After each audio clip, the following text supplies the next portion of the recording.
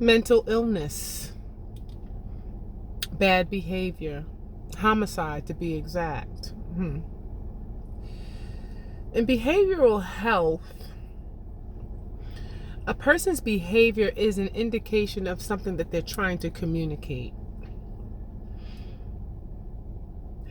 Philadelphia, a mass shooting. Random. Black dude. Go figure. What's this about? That's one. But I digress a bit from this issue of mental illness. I don't watch much of the news at all. It's this Newsbreak app that my beloved ex, who transitioned in 2021, he made me put this app on my phone because I don't watch the news. I don't like this app. But I've got to stay in touch. I've got to stay in tune. I've got to be aware. They say you got to know what's going on. The hell? Okay. I was telling a girlfriend earlier today, I've never been one. Even when I was a child, I was awakened in myself. Didn't know it, but I knew. Like, I would sit and I would watch my grandparents and my uncles and my mom or whatever watch the news. Literally, I can remember the sugar honey iced tea, the programming. It was there, right? But because I was awakened, highly sensitive to my environment, knowing that it was innately knowing that there was a contrast, that I'm in here, but I'm not from this world. And the peculiarity that I'm watching and observing is bizarre, because I would watch my grandparents and my uncles and such, and traditionally family, they sit around and they watch the news, the programming, the vicious programming. 4:30, Channel 7 had a 4:30 slot. 5, your 6 o'clock, then your 7 o'clock news. Actually, you had your 6 and your 6:30 on Channel 7. Check that. Check the stats. I know what I'm talking about because I would watch them be programmed. And I would say, what the kind of nonsense is this? I'm like 5, 6, 7. I can remember. Like, who in their right mind sits and watches the same thing over and over? 4:30, 5, 6, 6:30. 7 o'clock was world news. Correct me if I'm wrong. Might be 7:30. No, but I believe 7:30 started Jeopardy or some sugar honey iced tea. I don't know. But at the end of the day, here's what I'm saying. The programming, it's vicious. So don't watch the news. But this Newsbreak app, listen, they're worse than the news, because the only thing that comes through is the bad news. The only thing that comes through is the bad news. So, of course, I see things coming through my notifications. And I said, what? I can't get so engrossed. However, when I think and when I see and I ponder many of the situations, it's involving mental illness on one level or another. Let us not, of course, make mental illness an excuse, but it's an explanation for a lot of what we see going on. And so, let's start talking about what is triggering all of these.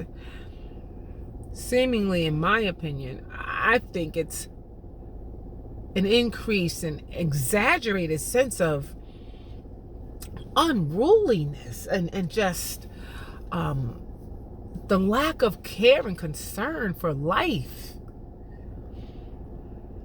But there is the divine principle. You get what you put out there. Collectively, How much do we really put out for, and what do we put out in regards to our less fortunate before it becomes full-fledged mental illness, when people are struggling and people are crying out for assistance and help and support, or when you see and you notice that something's different, something's off, something's not quite right, you might not be feeling too well today. That behavior, we want to look at the behavior and identify the person with the behavior. Oh, they're unruly, or they're out of control, they don't have any sense of compassion or care for anybody else but themselves. But there's a behavior that's sending a message. Are we listening? That's all I wanted to say. No, we haven't been listening. Are we listening? No. That's why the cries get louder and louder and more outrageous. Outrageous, unbelievable. Just when you thought it was nothing more that was under the sun, here comes some more shit to digest. Like, who humanly does this? We do. Because we're connected, whether you want to be connected or not, whether you want to separate yourself from one thing or the other, you're connected to the shit.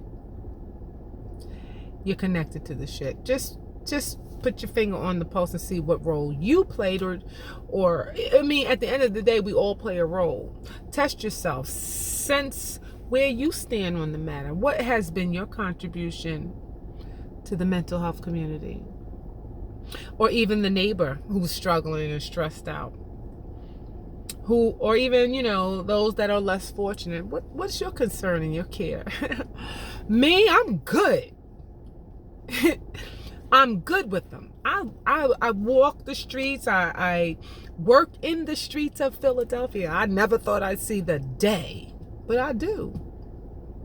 And I'm fully protected. I'm fully covered. I receive nothing but love. Because why?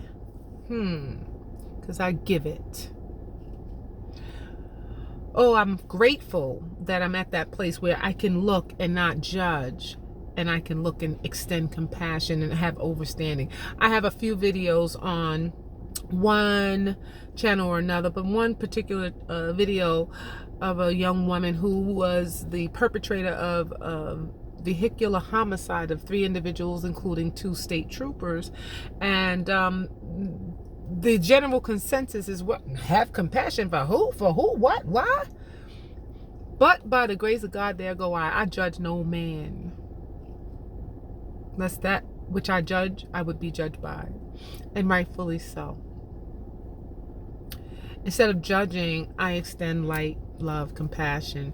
I try to apply understanding about another person's unfortunate situation. Believe me, I am not always perfect, because I will road rage on her in a minute. Like, what's wrong with you driving like that? Kill yourself. But when we talk about real talk in terms of people and distress and emotional, mental, physical health, whatever it is, I know who I am. I am a service woman, a divine one at that. And so I pay attention, and I give attention, and I give intentional thoughts and words of encouragement to diffuse the darkness in some people's lives. I don't add to it by throwing more shadowy, dark, vicious thoughts, ideas, and comments and opinions. No, I overshadow that with light, baby. So I'm good. What about you? What about the streets that your children are roaming? What are you contributing to this matter? I'm just saying, let us lift up some light and some love on all situations. Let us begin to see through the lens of love. And let us communicate that to those that are crying out for the love, crying out for the understanding, crying out for the empathy. You understand? Like, not everyone is a derelict and deservingly in a hell of a situation, to put it lightly. Someone, like, these people have been traumatized. There's something wrong. And it's not their problem, it's our problem. It's our problem. Have some compassion. Please raise your frequency. Let us raise our frequency and extend that light and that love and compassion. Acknowledgement. It goes a long way. Acknowledgement. Imagine a person not being acknowledged much of their life in their formative years, in the years that are the most critical for them. And no one acknowledges their presence, their worth, their value. Imagine that. I've been there, done that. I was born into that. And I've had to come to this place of mastery and overcoming, as many of us chosen ones have and shall and continue to do. And so I have that compassion, and I'm just encouraging the collective to raise our frequency so maybe we can impact this world we live in. And also, you know, for nothing else, you got to know that you get what you give. I mean, I don't walk around in fear. I am somewhat, you know, a little sometimes concerned, but not so much so, because I know that I am protected. Because I know what I'm giving out. I have no fear of the divine law, because I know the divine law is working in my favor, because I'm walking in alignment with the divine law. And that divine law is love, baby. I just hope that maybe this is some conviction, maybe this is some push, and if it's nothing else but a release from myself, it is profitable. Blessed be. Namaste.